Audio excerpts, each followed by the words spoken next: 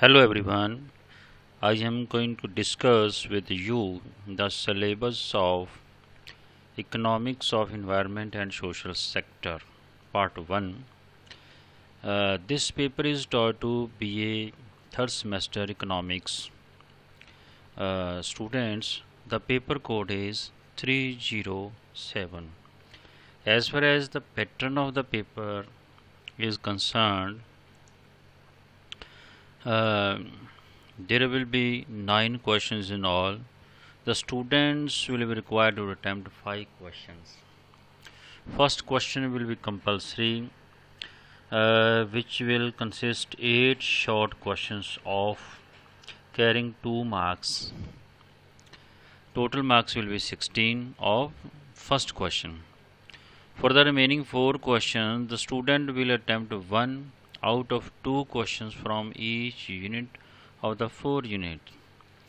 The whole syllabus is divided into 4 units and each unit will contain 2 questions in paper.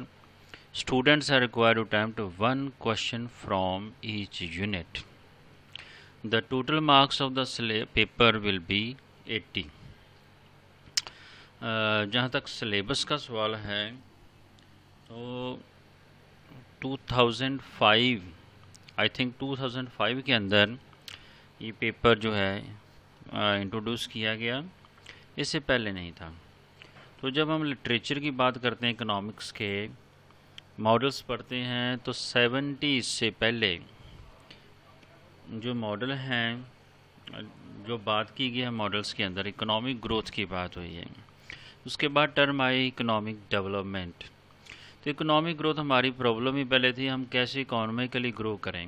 हमारे resources हैं, उनको हम इस तरह से एक्सप्लॉइट करके किस तरह से हायर लेवल पर ग्रोथ के जा सकते हैं। तो इकोनॉमिस्ट ने बहुत सारे मॉडल्स प्रोवाउंड किए। आप एमए के स्टूडेंट हैं, बीए लेवल पे बहुत सारे मॉडल्स पढ़ के हैं और यहाँ भी आप पढ़ेंगे। एडम स्मिथ है, रिकार्डो जेसमेल है, लेवेंस्टीन मॉडल है, हेराडोमर मॉडल है, सोलो मॉडल है, रोस्टो मॉडल है। ये सारे के सारे मॉडल हैं जो इकोनॉमिक ग्रोथ की बात करते हैं। तो इकोनॉमिक ग्रोथ का मीनिंग होता है increase in per capita income irrespective of equal distribution. Equal distribution हो रिसोर्सेज का चाहे ना हो, इकोनॉमी में ओवर द टाइम पहले से इनकम बढ़ी है या नहीं है। टोटल इनकम को हम डिवाइड कर देते हैं पॉपुलेशन से, तो पर कैपिटा इनकम आ जाती है। ये चलता रहा सिस्टम, तो धीरे धीरे समस्या आई कि इक्वल डिस्ट्रीब्यूशन नहीं है, इकोनॉमी पार्ट्स में डिवाइड होगी, हैव्स और हैव नॉट्स के अंदर, बुर्जुआज और प्रोलेटेरिएट। तो ये प्रॉब्लम आई, तो इस प्रॉब्लम का सलूशन दिया कि आने वाले टाइम इकोनॉमिस्ट ने कि डेवलपमेंट होनी चाहिए। नई टर्म शुरू हुई, डेवलपमेंट, विकास कैसे हो। विकास का मतलब है कि लोगों के पास पैसा बढ़े, लेकिन ये नहीं है कुछ लोगों के पास बढ़े, बराबर हो, डिस्ट्रीब्यूशन इक्वल हो, per capita increase in per capita income but with equal distribution हो।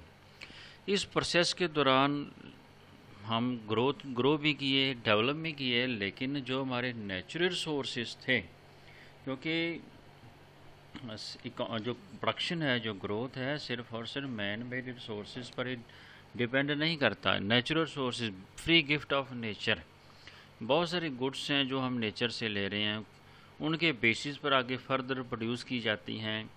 तो ड्यूरिंग प्रोडक्शन प्रोसेस हमें नेचर की ज़रूरत पड़ती है, रिक्रिएशनल एक्टिविटी जो नेचर करती है, और जो हमारा प्रोडक्शन और कंजम्पशन के दौरान हमने वेस्ट प्रोड्यूस किया है, उसको एब्जॉर्ब करने के लिए भी इन्वायरमेंट की ज़रूरत है। तो ये समस्या बढ़नी शुरू हुई, इन्वायरमेंट की प्रॉब्लम शुरू हुई। तो इकोनॉमिस्ट ने 70s के बाद स्टॉकहोम कॉन्फ्रेंस हुई, उसके अंदर ये कहा गया कि हमें इन्वायरमेंट को भी कंसीडर करना है, क्योंकि फ्यूचर जनरेशन जो आएगी उनके पास तो रिसोर्सेज बचेंगे ही नहीं। जिस तरह से हम एक इकोनॉमिक ग्रोथ, इकोनॉमिक डेवलपमेंट की बात कर रहे हैं, तो आने वाले टाइम में तो बड़ी भारी समस्या होगी। तो फिर ये नई टर्म शुरू हुई, इकोनॉमिक ग्रोथ के बाद इकोनॉमिक डेवलपमेंट, फिर सस्टेनेबल डेवलपमेंट नई टर्म शुरू हुई। How we can sustain with resources. Sustain means हम कैसे लगातार इसको अपने रिसोर्सेज को आगे बढ़ा सकते हैं और रिसोर्सेज के यूज़ करके हम इकोनॉमिकली कैसे ग्रो कर सकते हैं, किस तरह से प्रेजेंट जनरेशन के लिए भी रिसोर्सेज हों और फ्यूचर के लिए भी हों। तो प्रेजेंट और फ्यूचर के लिए तभी बचेंगे जब उनको हम जो रिसोर्सेज को प्रोटेक्ट की भी करेंगे। अदरवाइज जिस रेट से हम उनको एक्सप्लॉइट करते जा रहे हैं तो आने वाले टाइम में रिसोर्सेज जो हैं वो तो फिर बचेंगे ही नहीं, तो नेक्स्ट जनरेशन के लिए समस्याएं भारी पैदा हो जाएंगी। तो हमें क्या करना है, तो हमें एक इकोनॉमिस्ट है, जब हम पढ़ते हैं नेचर ऑफ इकोनॉमिक्स, इकोनॉमिस्ट जो है वो हम नेचर पढ़ते हैं, पॉजिटिव भी है नॉर्मेटिव भी है इकोनॉमिक्स की nature.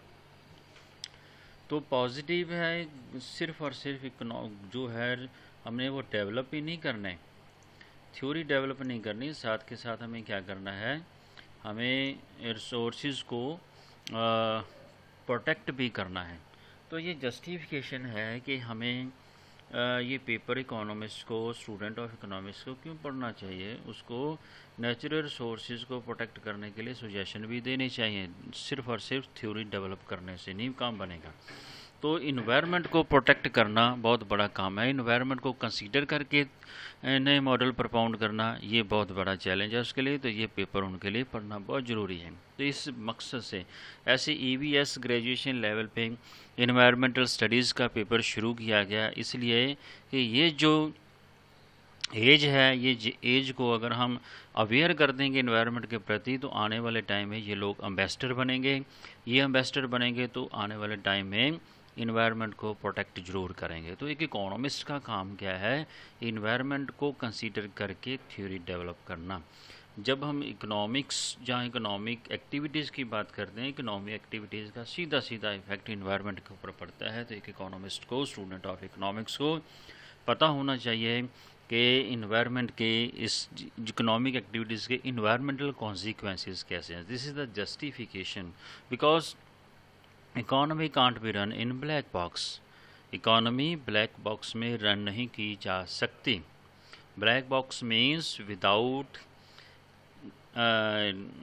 Giving consideration to environment. हम इन्वायरमेंट को बिना कंसीडर किए इकोनॉमी को रन नहीं कर सकते। अकेला कंज्यूमर और प्रोड्यूसर सेक्टर मॉडल बना देना, गवर्नमेंट को ले लेना, फॉरेन सेक्टर को ले लेना, इससे काम नहीं चलेगा जब तक हम इन्वायरमेंट को प्रोटेक्ट नहीं करेंगे। क्योंकि टर्म आती है सस्टेनेबल डेवलपमेंट, इसको स्टडी करना है तो 2 टर्म्स हैं, intergeneration and intrageneration. Intergeneration between generation and within generation. Present में 2-3 जनरेशन हैं, इनको भी रिसोर्सेज मिलने चाहिए, और आने वाली जो फ्यूचर जनरेशन है और प्रेजेंट जनरेशन है इनमें भी डिस्ट्रीब्यूशन इक्वल होना चाहिए, तभी हम सस्टेन करेंगे। ये तभी हो सकता है जब हम इन्वायरमेंट को कंसीडर करेंगे अपने इकोनॉमिक मॉडल्स के अंदर। तो इस जस्टिफिकेशन, इस थॉट के साथ ये पेपर जो है जो डेवलप किया गया। तो उसमें फर्स्ट यूनिट है, तो फर्स्ट यूनिट में फर्स्ट टॉपिक है जो हम आगे स्टडी करेंगे, ये जस्ट इंट्रोडक्शन है सिलेबस की। तो इसका पता होना चाहिए हम करने क्या जा रहे हैं through out the year. Environment ये फर्स्ट 3rd सेम का है, 4th सेम में आपका जो है सिलेबस कुछ और होगा। तो environment, economy and ecology. Economics जो हम पढ़ चुके हैं, इकोनॉमी पढ़ चुके हैं, ecology, ecology relationship between human being and environment. Environment तो 3 टर्म्स हैं, environment, ecology, environments our surrounding in which we live, economy in which economic activities are undertaken, and between the two जो relationship है वो कैसे affect करता है, किन model से अफेक्ट करता है, वो हम स्टडी करेंगे। जब हम ये स्टडी करेंगे तो हमें पता चलेगा economy can't be run in black box. तो बात आती है आगे Pareto optimality and perfect comparison. Pareto optimality की कंडीशन है एक्सटर्नैलिटीज़ नहीं होनी चाहिए। अगर एक्सटर्नैलिटीज़ नहीं हैं तो जो 2 कंज्यूमर हैं, 2 प्रोड्यूसर हैं या 2 ग्रुप्स हैं, उनके अंदर जो डिस्ट्रीब्यूशन है वो ऑप्टिमम होगा।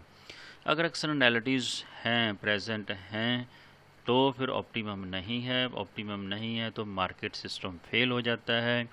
परफेक्ट कंपैरिजन की कंडीशन है परफेक्ट नॉलेज। अगर नॉलेज है, जो आप गुड्स परचेज़ कर रहे हैं, जो आप सर्विसेज अवेल कर रहे हैं, प्रोड्यूसर को नॉलेज है, कंज्यूमर को नॉलेज है, तो हम मार्केट सिस्टम कंप्लीट है, अदरवाइज इनकम्प्लीट होगा, फेल होगा।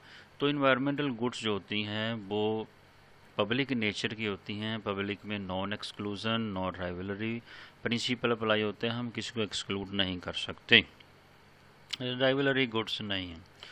तो ऐसा होगा तो मार्केट सिस्टम जो है इजीली फेल हो जाता है। इसके क्या क्या कारण हैं? Non exclusion, non rivalry, non convexity and asymmetric information, ये सारी की सारी जब ऐसा होगा तो ये जस्टिफाई करता है कि हम इन्वायरमेंटल इकोनॉमिक्स को भी स्टडी करें।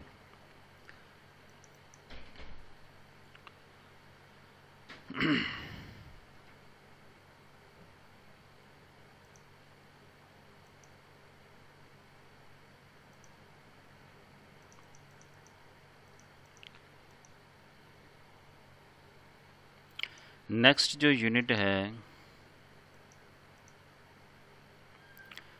नेक्स्ट यूनिट में हम स्टडी करेंगे environmental policy framework in India.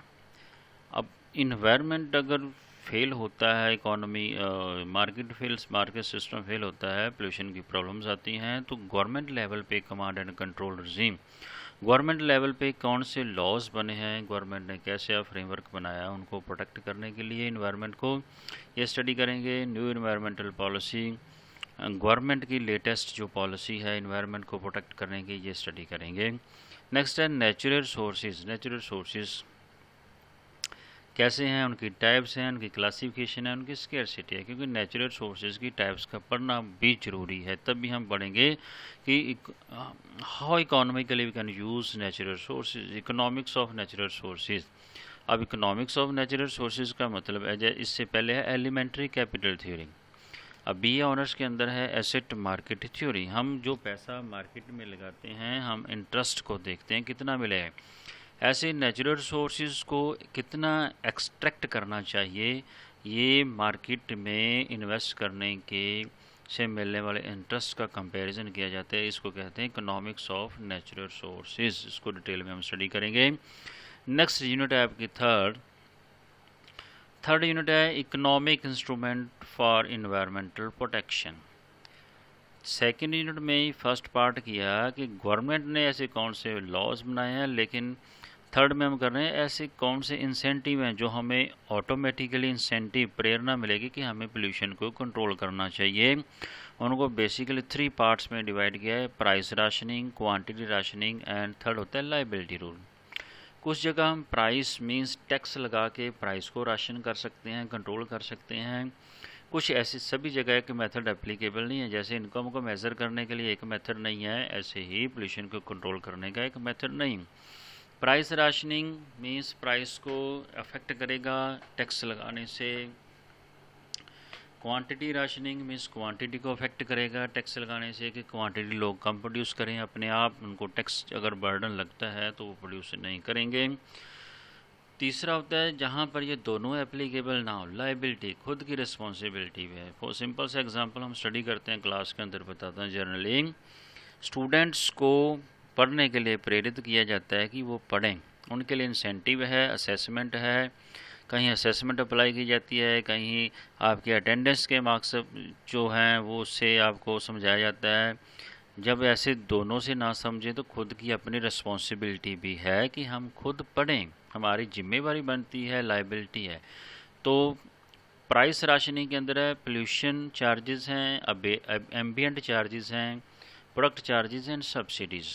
ये तरीके हैं, मेथड्स हैं कि आपको कैसे प्रेरित किया जाए।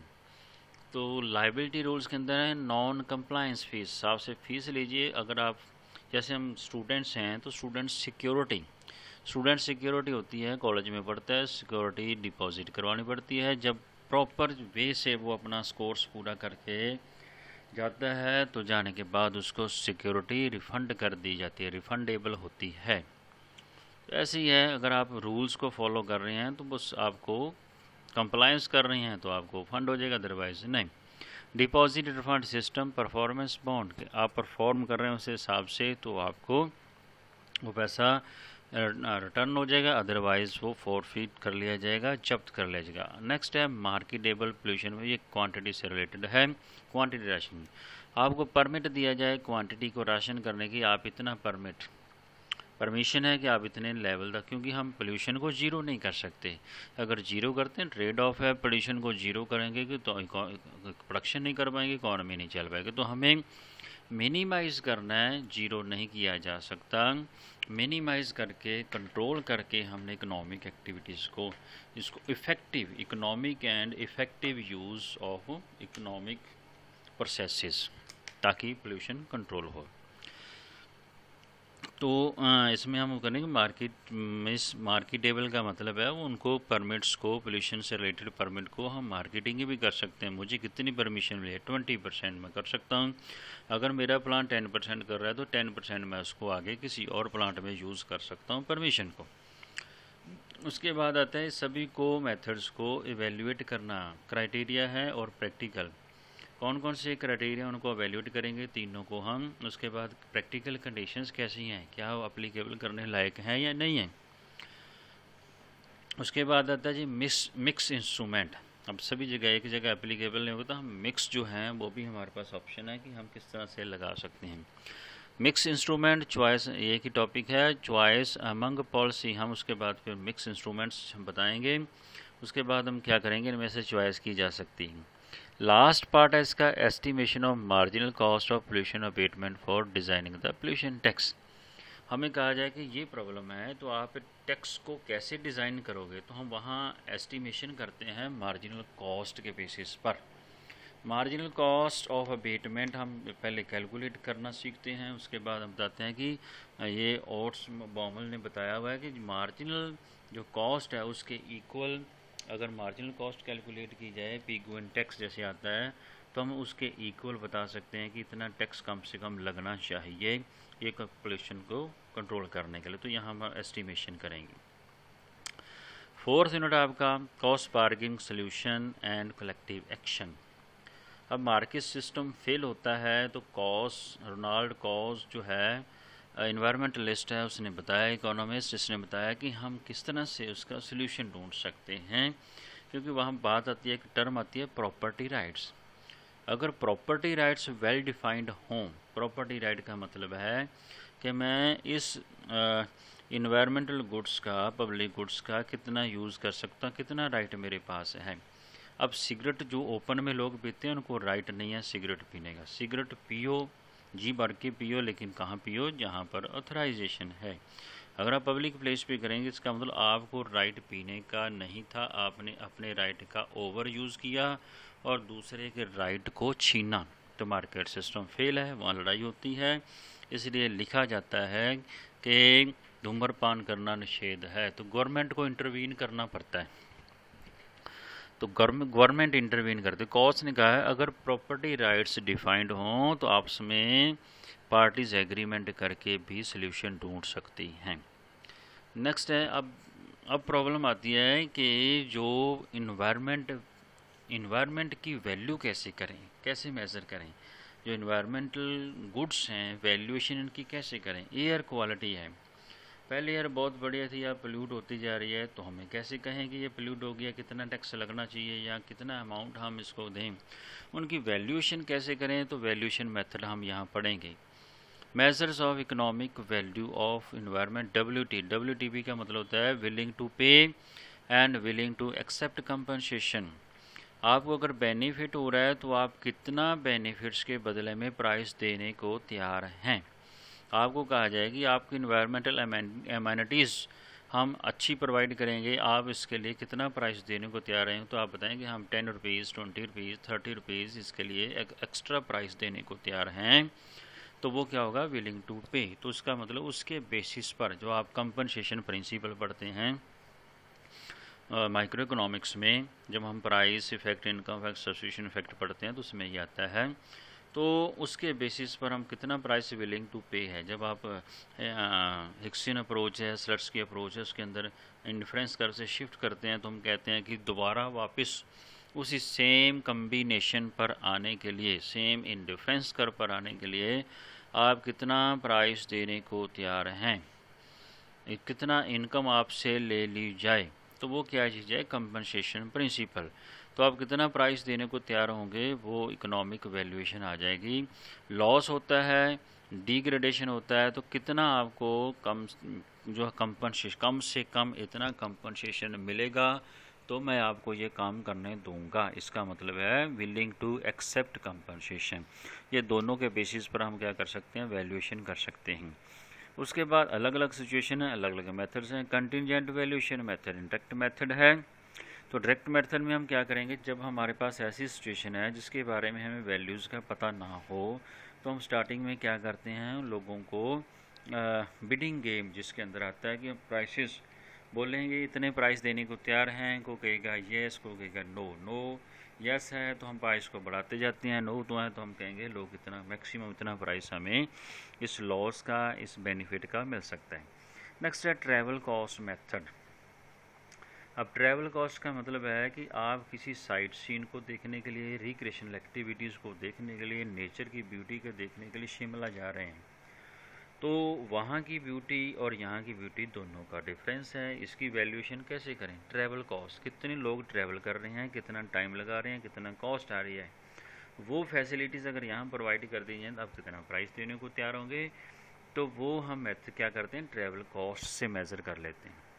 हेडनेक मार्केट मेथड्स, ये जो आपका प्रॉपर्टी है कि आप कोई प्रॉपर्टी परचेज़ करना चाहते हैं, प्लॉट परचेज़ करना चाहते हैं, किसी लोकेशन, बहुत अच्छी लोकेशन है, उसके प्राइस आप एडिशनल देने को तैयार हैं। इसका मतलब वहाँ की इन्वायरमेंटल क्वालिटीज़ के लिए आप प्राइसेस एडिशनल देने को तैयार हैं। तो उस क्वालिटी को, वहाँ की क्वालिटी को, फीचर्स को, अब हुड्डा के जो प्लॉट्स हैं उनकी वैल्यू ज़्यादा आती है क्योंकि वहाँ पर सिक्योरिटी है, वहाँ सीवरेज सिस्टम है, वहाँ पर सड़कें बहुत अच्छी हैं, फैसिलिटीज़ हैं, अमेनिटीज़ हैं, तो हम प्राइसेस एडिशनल देने को तैयार हैं। तो ऐसे ही किसी टी पॉइंट पर, कोई कॉर्नर पर जो है टू रोड्स है, तो उस पर हम प्राइसेस एडिशनल देने को तैयार हैं। क्यों? क्योंकि वहाँ पर फैसिलिटीज़ हैं। उसको उनकी वैल्यूएशन करने का मेथड है कि हम उनकी वैल्यूएशन कैसे करें, कितना एडिशनल प्राइस देने को तैयार हैं। नेक्स्ट है averting behaviour approach, household health production function method.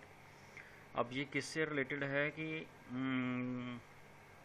House hold health production function है, आपकी अगर हेल्थ को इम्प्रूव किया जाए तो आप कितना एडिशनल प्राइस देने को तैयार हैं। एग्जांपल है, आपको म्यूनिसिपैलिटी का वाटर सप्लाई किया जाता है, उसके अंदर जो अगर आपको वाटर ट्रीटमेंट प्लांट लगाने के बाद वो सप्लाई करते हैं और आपको घरों के अंदर एडिशनल एक्वा गार्ड जो है, फर्दर एक्वा गार्ड नहीं लगाने पड़ते, तो आप कहेंगे, अगर लगाना पड़ता है और नहीं लगाना पड़ता, दोनों में डिफरेंस आ गया 8-10 हज़ार का, तो आप कहेंगे हम अगर हमें वाटर फैसिलिटी अच्छी मिलेगी तो हम इतना प्राइस एडिशनल देने को तैयार होंगे। तो हमारा उस कितना ये अवॉर्ड, कितना प्राइसेस अवॉर्ड कर सकते हैं, आपका बिहेव ये बताएगा।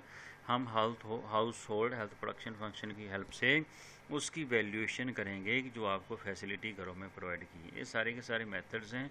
बड़े इंटरेस्टिंग चीज़ है, बड़ा इंटरेस्टिंग पेपर है, इसको पढ़ना हमें बहुत चीज़ें पता लगती हैं कि वैल्यूएशन कैसी होती है, इन्वायरमेंट की वैल्यूएशन हम ऐसे कर सकते हैं। तो इंटरेस्टिंग पेपर है, उम्मीद है कि आपको अच्छा लगेगा। इसकी जो सजेस्टेड रीडिंग्स हैं वो है हेंडरसन एंड क्वांट की बुक है, फर्स्ट यूनिट में हम यूज़ करेंगे। निक हैनले की बुक है, बेसिक बुक है, आप परचेज़ कर सकते हैं। तो मैक्सिमम जो है इस यूनिट का पार्ट, जैसे price, quantity, rationing, liability rules हैं, इसमें से मिलेगा हमें। उसके बाद है यू शंकर की बुक है, मूर्ति और बुक्स हैं, भट्टाचार्य की बुक है, RN भट्टाचार्य, तो इनमें से हम अपना सिलेबस कवर करेंगे। ये आपकी सजेस्टेड रीडिंग्स हैं। उम्मीद है आपको अच्छा लगा होगा। Thank you, have a nice day, stay at home, stay safe. Thank you, bye bye.